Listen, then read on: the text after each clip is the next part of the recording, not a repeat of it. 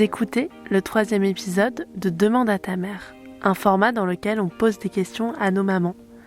Aujourd'hui, on va aborder le thème du sexisme.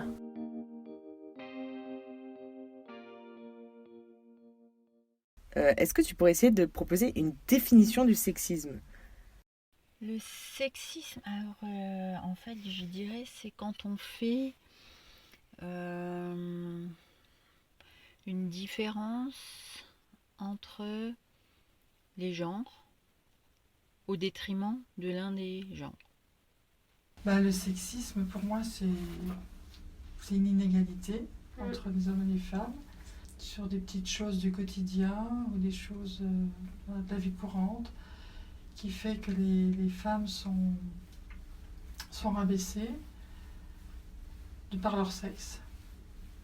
Voilà, mises de côté, mises à l'écart, parce que ce sont des femmes. Maltraitées. Alors le sexisme, pour moi, c'est quand on fait une différence de traitement entre un homme et une femme, qu'on sous-estime l'un plutôt que l'autre, qu'on le dévalorise. Et tu penses que le sexisme, ça touche plutôt qui ? Plutôt les femmes, évidemment. Plutôt, oui. Les femmes, parce que les femmes, tout le monde le sait, que... On a tous les défauts du monde et... Voilà. Le sexisme, c'est de la discrimination par le sexe. Alors cette discrimination, peut-être par croyance. Alors elle peut être évidemment des deux bords. Elle est souvent vis-à-vis des femmes, mais pourquoi pas dans l'autre sens. Voilà, donc c'est basé sur le fait qu'on pense que l'autre sexe n'a pas des aptitudes pour telle ou telle chose, ou n'a pas le droit de telle ou telle chose. Ça commence bien. Définition du sexisme. Mais pour toi, qu'est-ce que c'est ? Faire une différence par rapport au sexe des gens. Le sexe des gens définirait certains droits ou pas. Et donc, quand il y a une différence qui se fait entre les deux, pour une raison de sexe.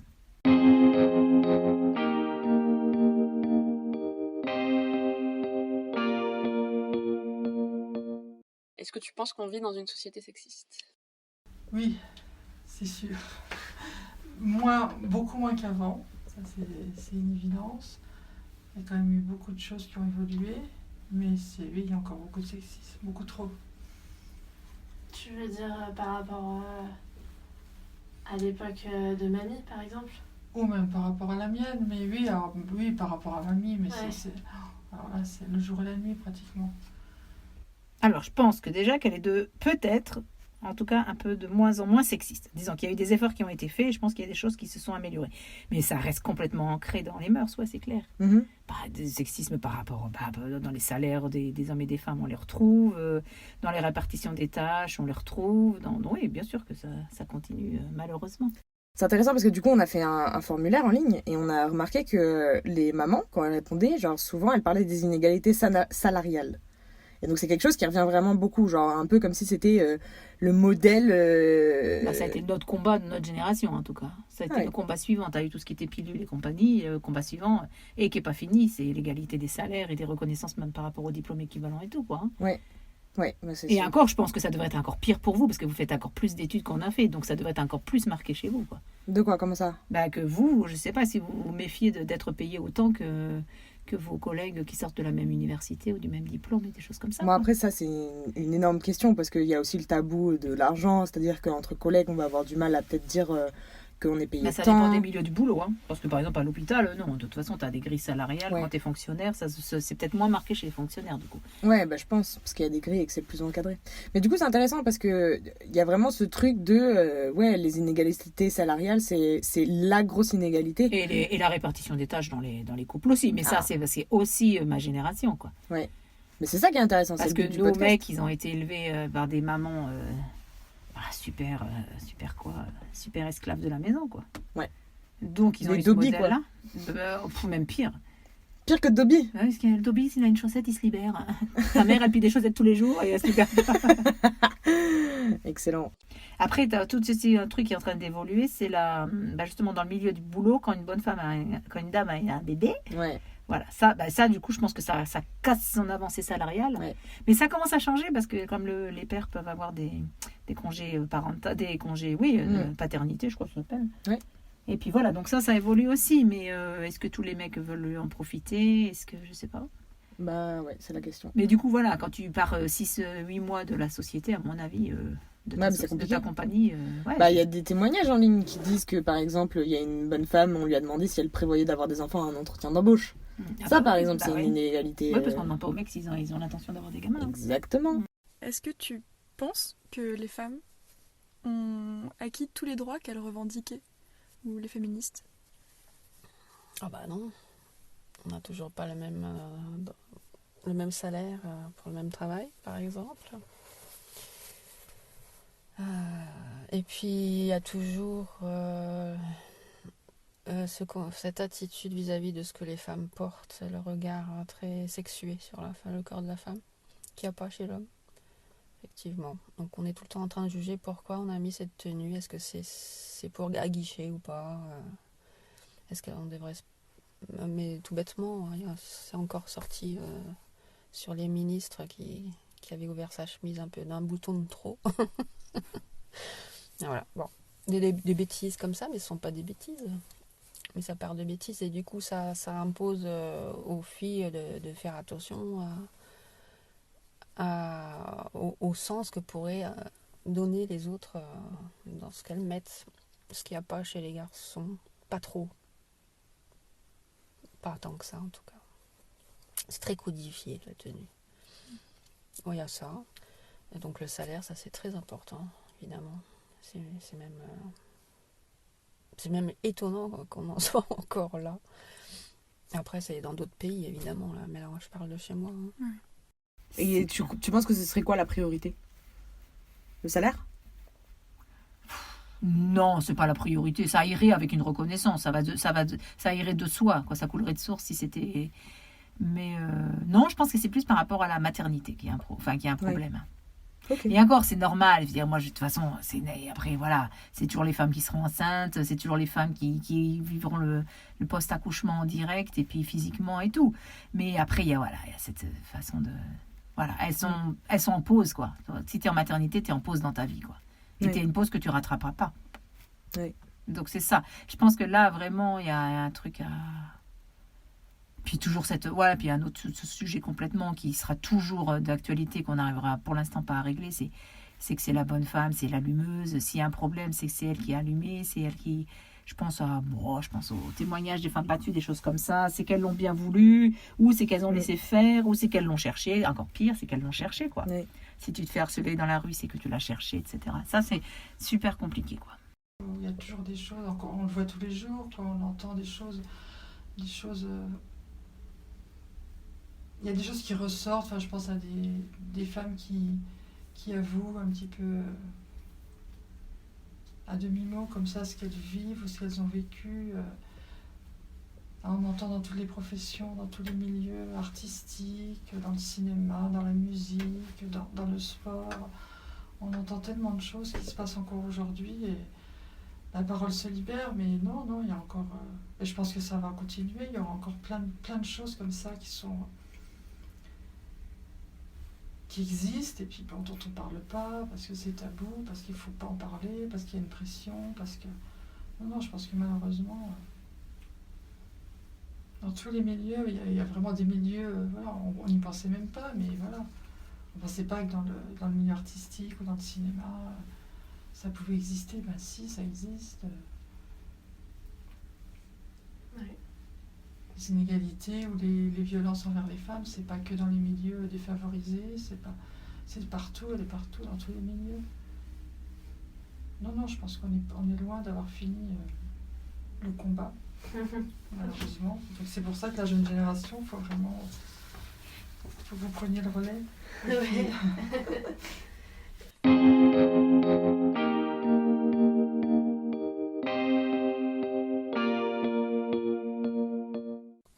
Est-ce que toi, dans ta vie, tu as déjà été confrontée à des inégalités? Ah ouais. Mais je savais pas, en fait. Mais en fait, le premier souvenir... Enfin, maintenant, en pensant à ça, mais c'est plutôt quelqu'un qui me l'a rapporté. Mais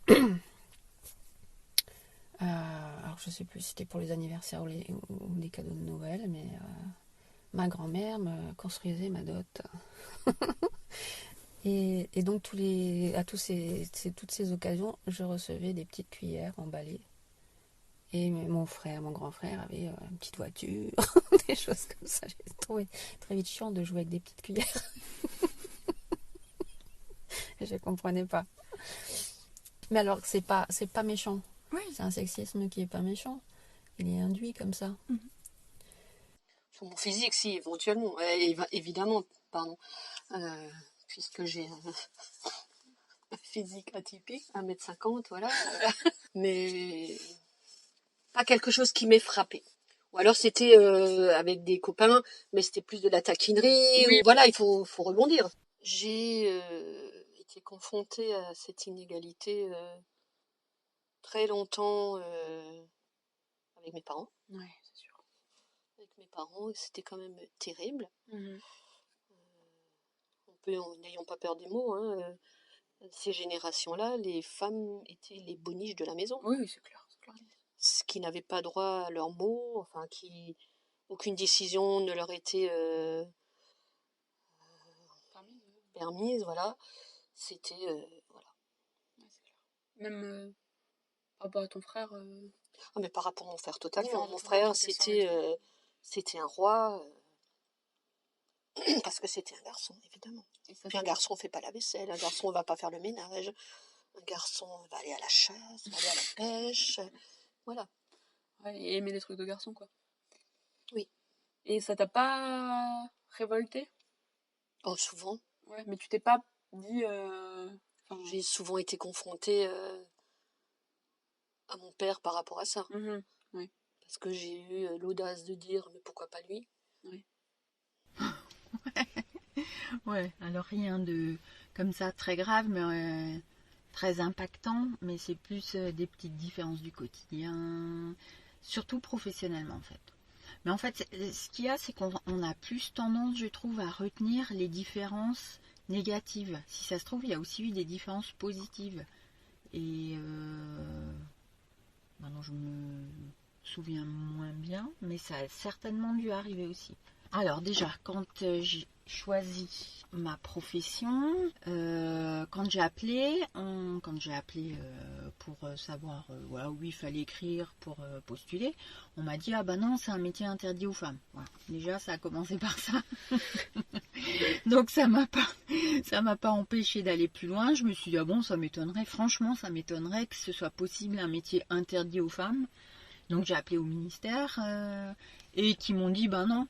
Depuis 1976, c'est autorisé, et là on était en 1992, le recrutement des femmes est autorisé. Ça veut quand même dire qu'avant c'était pas possible. Dans la fonction publique, effectivement, il n'y a pas de différence, comme tout est écrit, très transparent en fait. C'est difficile qu'il y ait une différence à grade égal et fonction égale. Par contre, en fait ce qu'il faut regarder, c'est les fonctions d'encadrement, notamment encadrement supérieur, combien il y a de femmes qui y accèdent. En fait, c'est plus là qu'est la différence. C'est qu'en fait, tu as bien le salaire égal à la fonction égale, mais tu accèdes plus difficilement à la fonction qui te permet d'avoir un salaire plus élevé. Voilà. Et c'est de là que vient la différence de salaire, en fait. Ou alors, les femmes, très souvent, on ne se pose pas la question. Quand il y a des enfants qui arrivent, c'est elles qui prennent des temps partiels pour garder les enfants, ce qui veut dire moins de salaire. Voilà. Donc, indirectement, moins de retraite aussi, hein, parce que ça, on n'y pense pas, la retraite. Mais la retraite, elle dépend du salaire qu'on a eu. Donc, si on a eu moins de salaire, on aura moins de retraite aussi. Au boulot, pas trop. Après, dans les associations, ouais, parce que justement, quand tu deviens président d'assos ou truc et truc, les dames, c'est bien si elles font les gâteaux, elles mettent les tables, elles débarrassent, elles balayent, mais à côté de ça, on leur demande quand même pas trop d'ouvrir leur boubouche. Et puis une forme de sexisme, de toute façon, dans le couple aussi, hein, ça... Ouais, mais c'est pire, parce que c'est par gentillesse, par bonté, par... On m'a déjà dit que j'avais des couilles, alors ça va. Non, mais je n'ai jamais trop... De toute façon, il fallait pas me dire de pas faire les trucs, donc... C'est quoi qu'on peut pas faire? Ok, on s'inscrit où? J'ai quand même souvenir, tu vois, quand j'y repense comme ça, de réunions de famille où les hommes, quand même, avaient vraiment le dessus, quand même, dans les conversations. C'était eux un petit peu qui menaient la danse, quoi. Et les femmes, tu vois, je repense à des... Parce qu'on était comme une famille nombreuse. On faisait beaucoup de réunions de famille, beaucoup de repas de famille. Et j'ai ce souvenir-là, en fait, que les hommes menaient un peu la danse et les femmes, qu'est-ce qu'elles faisaient? Elles préparaient le repas.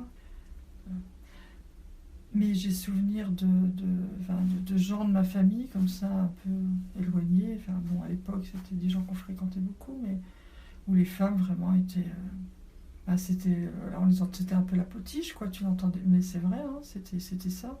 On n'entendait pas, il n'y avait pas grand-chose à dire, en fait. Et ça va, tu vois, c'est des choses qui me reviennent. Je pense à une personne en particulier, là, et c'était ça. Je me rendais bien compte que, oui, que les femmes, quand même, à part s'occuper de l'intendance ou du repas, puis après, il y avait la vaisselle, et puis après, voilà, mais... Le reste, faut être bien, faut être présentable, faut être joli, mais le reste, on te demandait pas. Surtout que c'était souvent des sujets politiques.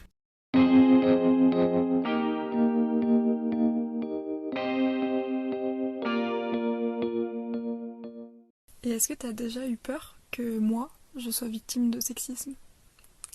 Oh je savais que tu allais être victime de sexisme. C'est pas que j'avais peur.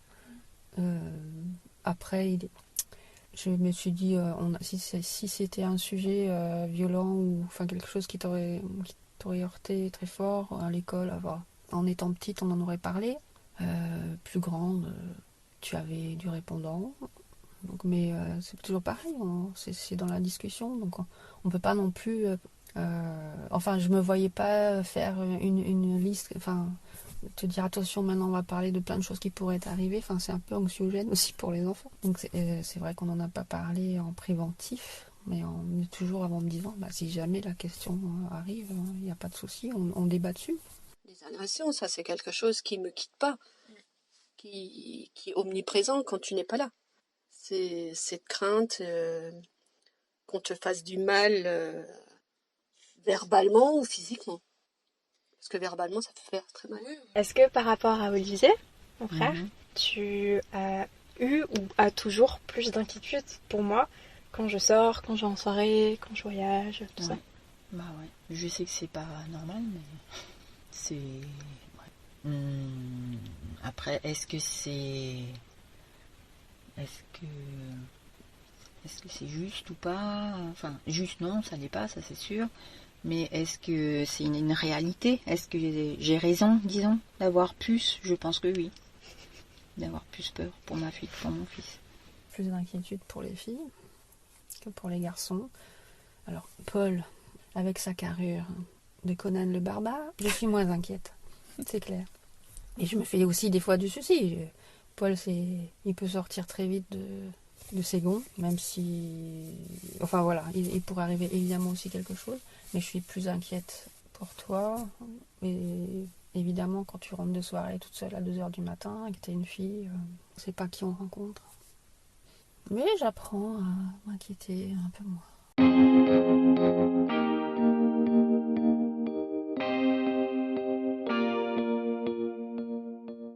Est-ce que tu aurais des conseils à me donner pour que je sois armée contre le sexisme? Mais je pense que tu es bien plus armée que moi, en fait. C'est sûr, tu es bien plus forte que votre génération. Vous êtes Messi, c'est sûr. Si, parce que vous avez justement... vous avez conscience de tout ça. Donc ça, c'est une force pour moi. Le fait d'en avoir conscience. Et puis, à partir du moment où tu as la conscience, donc tu es armée pour lutter contre ça. Donc je me fais aucun souci pour toi. Après, c'est sûr, moi, le conseil que je peux te donner, c'est de jamais lâcher, c'est de toujours continuer le combat, de rien laisser passer, et puis voilà. Et surtout de parler. La parole, c'est important. Alors, un gros conseil, parce que comme tu as une grande bouche, comme tu fais un peu le pitbull des fois, j'aimerais que tu prennes des cours de self-défense. Ça pourrait vraiment te servir un jour. Et alors, quelle fierté de t'être fait insulter par un gros naze et de l'avoir en plus mis KO par terre. T'imagines pas. Il faut leur péter les dents et c'est réglé. Quand il n'a plus de dents, il peut plus mordre. C'est la fin de cet épisode et vous pouvez nous retrouver sur les réseaux sociaux, sur Facebook et Instagram sur Le Collier de Nouilles et sur Twitter sur CDN-podcast. On espère vous retrouver très vite et à bientôt pour de nouvelles aventures.